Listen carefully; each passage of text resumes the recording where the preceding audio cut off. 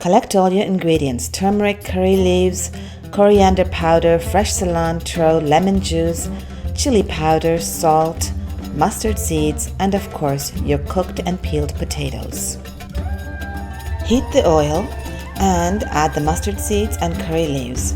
Allow the mustard seeds to pop.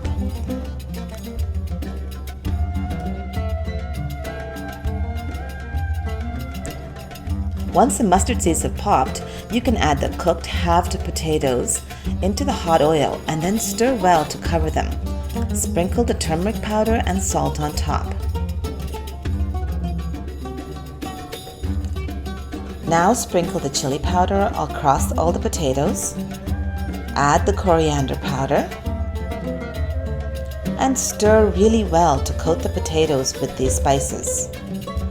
Cook on medium heat for 5 minutes to seal the spices into the potatoes. Once it's cooked, remove the potatoes from the heat and pour the lemon juice on top and stir well.